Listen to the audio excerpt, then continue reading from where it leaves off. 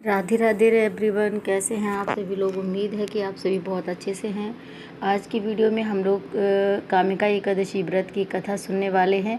कामिका एकादशी का अपने आप में ही बहुत ज़्यादा महत्व होता है।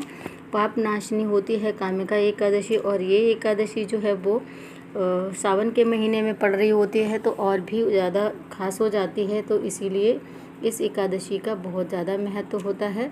और आज हम आपको एकादशी की कथा सुनाने वाले हैं और इसके क्या महत्व हैं वो भी सभी आप सभी को बताने वाले हैं। तो आप लोग वीडियो में एंड तक जरूर बने रहिएगा। बोलिए जय श्री हरि। कामिका एकादशी का महत्व हम सबसे पहले जानेंगे। अर्जुन ने कहा कि हे प्रभु, मैंने आषाढ़ माह के शुक्ल पक्ष की देवसैनी एकादशी का सविस्तार वर्णन सुना है। अब आप मुझे श्रावण माह के कृष्ण पक्ष की एकादशी की कथा सुनाने की कृपा करें।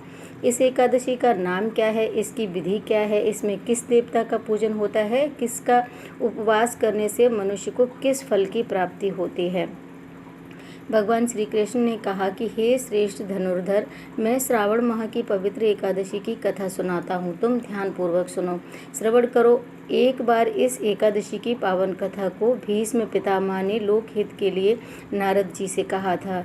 एक समय नारद जी ने कहा कि हे पितामह, आज मेरी श्रावण के कृष्ण पक्ष की एकादशी की कथा सुनने की इच्छा है, अतः आप इस एकादशी व्रत की कथा विधान सहित सुनाइए। नारद जी की इच्छा को सुन पितामह भीष्म ने कहा कि हे नारद, आपने बहुत ही सुंदर प्रस्ताव किया है, अब आप बहुत ध्यानपूर्वक होकर इसे श्रवण कीजिएगा। श्रावण माह के कृष्ण पक्ष की एकादशी का नाम कामिका एकादशी है। इस एकादशी की कथा सुनने मात्र से ही वाजपेयी यज्ञ का फल की प्राप्ति होती है। कामिका एकादशी के उपवास में शंख चक्र गदा धारी भगवान श्री हरि विष्णु जी का पूजन होता है। जो मनुष्य इस एकादशी को धूप दीप नैवेद्य आदि से भगवान विष्णु जी की पूजा करते हैं, उन्हें गंगा स्नान के फल से भी उत्तम फल की प्राप्ति होती है। सूर्य ग्रहण और चंद्र ग्रहण में केदार और कुरुक्षेत्र में स्नान करने से जिस पुण्य की प्राप्ति होती है, वह पुण्य कामिका एकादशी के दिन भगवान श्री हरि विष्णु जी की भक्तिपूर्वक पूजा करने से प्राप्त हो जाता है। भगवान विष्णु की श्रावण माह में भक्तिपूर्वक पूजा करने का फल समुद्र और वन सहित पृथ्वी दान करने के फल से भी ज़्यादा होता है।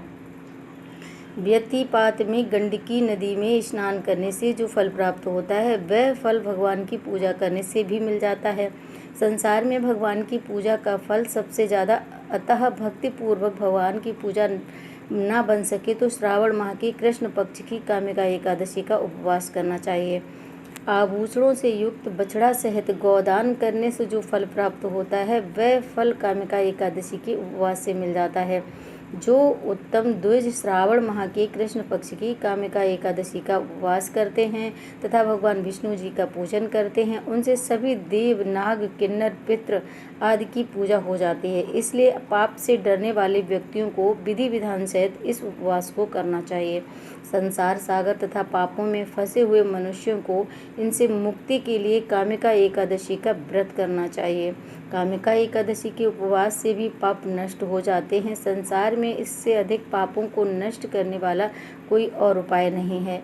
हे नारद जी, स्वयं भगवान ने अपने मुख से कहा है कि मनुष्यों को अध्यात्म विद्या से जो फल प्राप्त होता है, उससे कहीं अधिक फल कामिका एकादशी व्रत करने से मिल जाता है। इस उपवास के करने से मनुष्य को न यमराज के दर्शन होते हैं और न ही नरक के कष्ट भोगने पड़ते हैं, वह स्वर्ग का अधिकारी बन जाता है। जो मनुष्य इस दिन तुलसी दल से भक्ति पूर्वक भगवान विष्णु जी का पूजन करते हैं, वे इस संसार सागर में रहते हुए भी इस प्रकार अलग हो रहते हैं जिस प्रकार कमल पुष्प जल में रहता हुआ भी जल से अलग रहता है। तुलसीदास से भगवान श्री हरि का पूजन करने का फल एक बार स्वर्ण और 4 बार चांदी के दान के फल के बराबर है। भगवान विष्णु रत्न मोती मणि आदि आभूषणों की अपेक्षा तुलसी दल से अधिक प्रसन्न हो जाते हैं। जो मनुष्य प्रभु की तुलसी दल से पूजन करते हैं, उनके सभी पाप नष्ट हो जाते हैं। हे नारद जी, मैं भगवान की अति प्रिय श्री तुलसी जी को प्रणाम करता हूँ। तुलसी जी के दर्शन मात्र से मनुष्य के सभी पाप नष्ट हो जाते हैं और शरीर के स्पर्श मात्र से मनुष्य पवित्र हो जाता है। तुलसी जी को जल से स्नान कराने से मनुष्य की सभी यम यातनाएं नष्ट हो जाती हैं। जो मनुष्य तुलसी जी को भक्ति पूर्वक भगवान के श्री चरण कमलों में अर्पित करता है उसे मुक्ति मिल जाती है, इस भवसागर से पार हो जाता है। वो इस कामिका एकादशी की रात्रि को जो मनुष्य जागरण करते हैं और दीपदान करते हैं उनके पुण्यों को लिखने में चित्रगुप्त भी असमर्थ हैं। एकादशी के दिन जो मनुष्य भगवान के सामने दीपक जलाते हैं उनके पितर स्वर्गलोक में अमृत का पान करते हैं। भगवान के सामने जो मनुष्य घी या तिल के तेल का दीपक जलाते हैं उनके सूर्यलोक में भी सहस्रों दीपकों का प्रकाश मिलता है। कामिका अब ये तो मैंने आपको बतलाया कामिका एकादशी का महत्व, जो कि मेरी इस मानना है तो बहुत ही ज़्यादा महत्वपूर्ण बताया है मैंने आप सभी को। कामिका एकादशी की व्रत कथा क्या है वो भी मैं आपको सुना देती हूँ। एक गांव में एक वीर क्षत्रिय रहता था। एक दिन किसी कारणवश उस की एक ब्राह्मण से हाथापाई हो गई। हाथापाई इतनी बढ़ गई कि उस ब्राह्मण की मृत्यु हो गई। अपने हाथों से मरे हुए ब्राह्मण की क्रियाकर्म क्षत्रिय ने करनी चाहिए, परंतु ब्राह्मणों ने पंडितों ने उसे क्रिया में शामिल होने से मना कर दिया और ब्राह्मणों ने उसे बताया कि तुम पर ब्रह्म हत्या का दोष लगा है, पहले इसका प्रायश्चित करके इस पाप से मुक्त हो जाओ, तब हम तुम्हारे घर भोजन करेंगे। सभी मांगलिक कार्यों में उसे अलग कर दिया गया। उसके घर कोई भी मांगलिक कार्य होता था तो उसमें शादी विवाह और मुंडन संस्कार जो भी होते थे उसमें ब्राह्मण लोग उसके घर शामिल नहीं होने लगे। इस पर क्षत्रिय ने पूछा कि इस पाप से मुक्त होने के लिए मुझे क्या उपाय करना चाहिए। तब ब्राह्मणों ने बताया कि श्रावण माह के कृष्ण पक्ष की एकादशी को भक्ति भाव से भगवान श्रीधर का व्रत एवं पूजन कर ब्राह्मणों को भोजन करा के सदक्षिणा के सहित उनका आशीर्वाद प्राप्त करने से आपके इस पाप से आपको मुक्ति मिल जाएगी। पंडितों ने बताते हुए तरीके पर व्रत करने वाली रात में भगवान श्रीधर ने क्षत्रिय को दर्शन देकर कहा कि तुम्हें ब्रह्म हत्या के पाप से मुक्ति मिल गई है। इस व्रत के करने से ब्रह्म हत्या आदि तक के सभी पाप नष्ट हो जाते हैं और इस लोक में सुख होकर प्राणी अंत में विष्णु लोक को जाता है। इस कामिका एकादशी के महात्म्य के श्रवण व पठन से मनुष्य स्वर्ग लोक को प्राप्त करता है। तो जय बोलिए जय श्री हरि।